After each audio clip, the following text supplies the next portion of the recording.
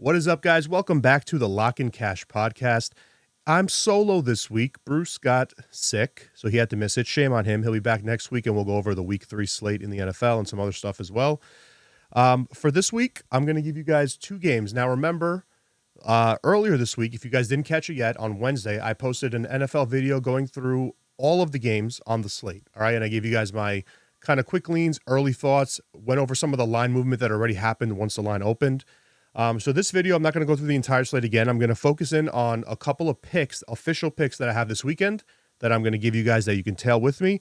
So we'll break down those games. Then at the end, I've got some info on systems, and we'll have fun with a long shot, bringing back those pocket change parlays that you guys liked last year. So we'll do those again each week this year. Thursday Night Football, how about that game last night? So full disclosure, my bet, I sent out on Monday under 50.5. And it was a 2-unit play, so it wasn't our regular 1 unit. And I'm sitting there sweating it, thinking, in the first half, I think it's dead. So we had a baseball play, which looked like it was going to win. So I was like, all right, we'll go 1-1, and all that. So, but anyway, a miracle win at the end, honestly. And unfortunately, the 2 injury. But what a crazy game! Like, I didn't expect that at all. My lean on the side was actually Miami. I didn't bet it, but I thought they could win the game.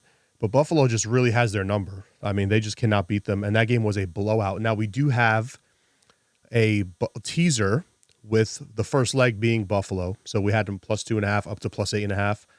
Looking to finish that off on Sunday with I believe it's the Texans is the second leg. Texans or Lions, I can't remember. I'd have to check which one I sent out because we have a few combinations. But hopefully that cashes. Now, let's talk about this upcoming weekend. All right, tomorrow in college football slate, guys, this week, week 3, not really that, honestly, not really that hot. There's not really that many marquee matchups. But I think we have some pretty good angles and value on this early game. Noon Eastern, Alabama visiting to Wisconsin to take on the Wisconsin Badgers. And I'm going to try to buy low a little bit here on Bama. Okay, I thought their final score against South Florida last week was definitely misleading. It was a closer game than it appeared at the end.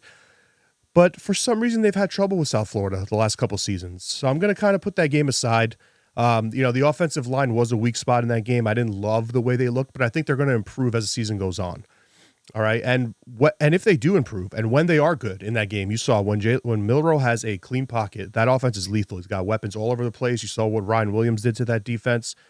If they can just keep him in a semi-clean pocket, they're going to be very dangerous. They're going to put up a lot of points. Now, on the other side, the defense is exceptional. I mean, it's exactly what we thought it was going to be this year. Their one big thing that I saw this morning was their penalty rate's a bit high. If they can cut down on the penalties, I think they'll be in great shape this season. But, man, that defense has some dogs on it. And going up against Wisconsin, they get the quarterback in, right? Van Dyke comes in as a transfer.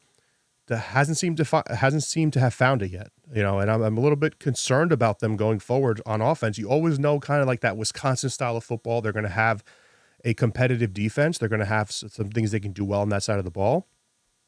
But it just seems like they still have not found it. I mean, look at I have it here in front of me, rush explosiveness and rush EPA, 99th in the country, 125th on the passing side. I just don't see how they're going to move the ball on this Alabama defense. What is even their team total set at 17.5? I don't even think they get to that. I think if you're Wisconsin here, you probably struggle to get 2 touchdowns in this game. And I think it's going to be a game-long struggle for them against this Alabama defense. And even if they are able to move the ball, man, once Bama's defense has gone in the red zone this season, they haven't allowed anything. I think what did I see this morning? It was like 1.4 points per possession in the red zone. I mean, they've completely stifled teams once they've sniffed the red zone. You're pretty much cooked. I think it's going to be very, very tough for Wisconsin in this game. And like I said, while they have some nice things on defense, they haven't seen anywhere near the level of talent they're going to see on this Alabama offense. So I'm very high on Alabama this season. And another thing here, there is a situational spot. Bama's staring at a bye week next week. And coming out of the bye, they have Georgia. That's a huge game. And normally that would be kind of a look-ahead spot. But remember, the bye is in between. So this is not one of those where the opponent is directly on deck for you. There is a bye week in between. And teams in this spot, which I saw on Twitter here. I actually want to give credit to the account. Let me see if I can pull it up. Yeah, it's Ralph Michaels. So it's at CalSportsLV on Twitter, and made a great little video snippet talking about how top 10 ranked teams when they're approaching a bye week, and after the bye, they're facing another top 10 ranked team. They are over 70% against the spread. So they really want to take care of business going into the bye week. They don't want to leave anything, any questions out there, anything up to chance. Kill their opponent, go into the bye, and then you have plenty of time to prep for that big, big game coming out of it. So I like Alabama in this spot. It was at 15.5. It's starting to tick up. I grabbed 16. So Alabama minus 16. And now I'm starting to see some 16.5s out there. I wouldn't be surprised at all by the time they kick tomorrow. This is 17.5. If you're curious, my number for this game is 19. So I took minus 16 with Alabama. All right, that's the first one. That's an official pick. It's already been given out. So you guys can tell us on that. Second one, we're going to go to the NFL now on Sunday, and we're going to talk about the Saints versus the Cowboys. Now, this, we always talk about in week 2 of the NFL, buy low, sell high. There's plenty of systems to support that strategy works. And I'm not so much buying low here because I'm actually not super high on Dallas long-term for the season. I think Philadelphia wins that division, and I think the Cowboys could have some late-season struggles. But I am going to take this opportunity to sell high on the Saints, who I do not think are that good of a team. Definitely don't think they're what you saw in week 1. All right. I don't think that team is going to be even really, maybe they compete for the division. It's a weak division, but I thought Atlanta would win it. They're not looking too hot either, but we'll see what happens. But anyway, I'm taking my chance to sell high here on the Saints. The last 30 home games for the Cowboys, where they've been a favorite of -6 or higher, Dak Prescott's 21-9 against the spread. Very, very good hit rate. They tend to take care of these games at home. They tend to run up the score at home and blow opponents out, okay? Then you got the other side, Dennis Allen, who we know you've seen probably the trends all over the place of him as a favorite when he's laying points versus when he's catching points. However, what about situationally? Off of a win, he's just 5-18 against the spread as a head coach off of a win. I don't love that. And I just think the Saints are a little tiny bit overvalued here after blowing out the Panthers. The Panthers are horrendous. I made this comment the other day, but when you think of the Panthers, think of the White Sox of the NFL. That's what I think of. So I can't really put too much stock in a team beating them by 30 plus points. It's just not that impressive to me. The other thing is the young new offensive lineman on the Saints offensive line did a really good job against the Panthers. Derek Carr was only pressured on 3 dropbacks for the entire game. It's insane. That is not going to happen against the Cowboys, right? We know this. And just look at the Cowboys-Browns game. The Browns are not a bad team at all. They pressured Deshaun Watson on 43% of his dropbacks. Totally bananas. Insane number right there. And Derek Carr in his career, not good under pressure. Okay, not good when blitzed, not good under pressure. He's got poor stats. He's thrown many, many pick sixes. We've seen that before. I think I saw something the other day. He's top 15 or top 20 all time in pick sixes thrown. So he tends to make mistakes when he's under pressure. And I think the Cowboys are certainly going to get pressure on him in this game. So I like Dallas minus the 6.5. I see 6s out there in the market now. No issue taking that. But I just think here you've got a nice little spot to say, hey, New Orleans, you're not that good. Maybe if you don't beat the Panthers by 30 plus points, this line is probably 7.5, right? So I'm going to take anything at less than a touchdown here. Give me the Cowboys minus 6.5. Also an official play that I have for Sunday. Several other plays have been sent out already, guys. So if you're interested in those, the Gridiron Pass, I'll put it down in the description. You can get everything for the rest of the season. And the key too, with what I always tell people, like the biggest benefit, honestly, of being a sub for any service out there, any of the big prominent handicapping services, is that you get the plays early. You want to get those lines before they move. There was a moment actually on Thursday Night Football last night on the broadcast where Al Michaels at the end of the game is talking about how that last drive could mean something to a lot of people. He's hinting at the total, right? Because it was sitting at 41 in the game. It was 31-10. And the total for the game closed 48.5. So if there's a touchdown and a 2-point conversion, which certainly could happen, that game falls on 49, and the underbettors get screwed, and a lot of money in the market flips or whatever the case may be. But my point of bringing that up is that we had 50.5, so it didn't even matter. They could have scored and got the 2-point conversion, and we still hit our bet. That's the benefit of getting plays early. So, and you're not always going to beat the line, right? Sometimes you'll play a game early, and the line will move against you, but you want to at least try, and you want to at least see how many, if you can get more than, if you can beat the line more often than not, you're going to be in good shape long term. So anyway, that'll be down in the description for those interested. All right, I want to talk about the system of the week. Remember I said we were going to do a system of the week every week for the season. Excuse me. So in week 1, let's just quickly recap because this is I was kind of surprised by this. The week 1 system that I gave you guys was underdogs of 6 points or more in week 1. And it was something like a 60-ish% hit rate.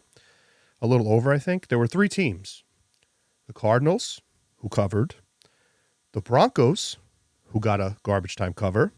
And the Patriots, who covered and won outright. So the system in week 1 went 3-0. Pretty surprising there because I thought, really, really surprised for 2 of them. I thought Arizona would be competitive.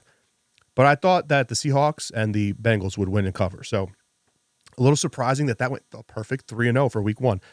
For week 2, I'm going to introduce you guys. You probably have heard me talk about this before. Short road underdogs. You're looking at teams on the road between a pick and up to plus 2.5. It's important to stay below the key number of 3. There's reasons for that behind the system. And then you take those teams on the money line. All right. There were 2 of these in week 1. It went 1-1 with the Packers was the loss. Cowboys was the win. Remember, you take them on the money line to win the game outright. And over the last 10 years, here's the stats. 141 and 147.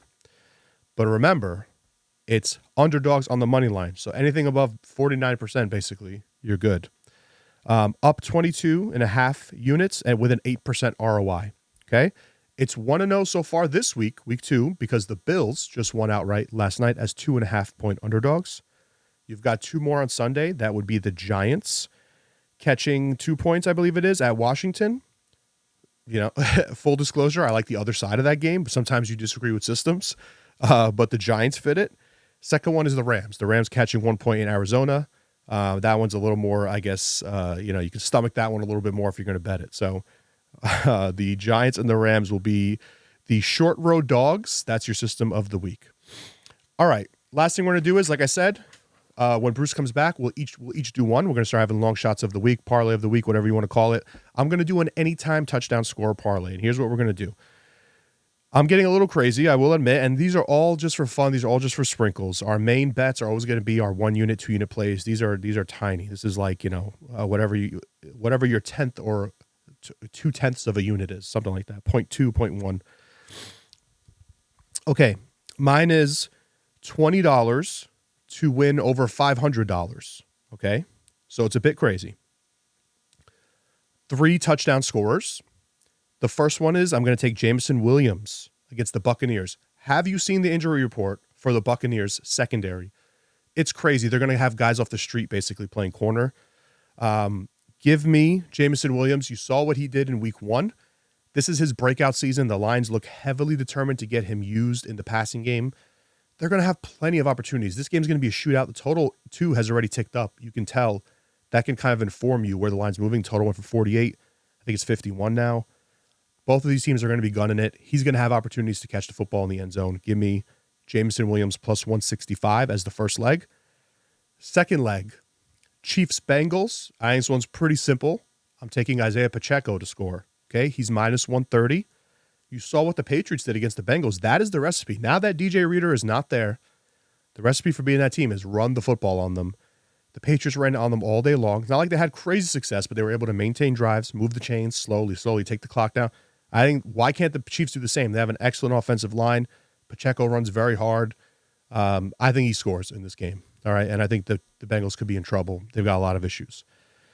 The last one, I'm going to get a little bit cute. All right? Or I'm going to look like a genius, one or the other. We'll see. I'm going to take the Dallas defense to score a touchdown for many of the reasons I spoke about earlier when I broke down that game. It's plus 500, but I actually think you got a shot here, right?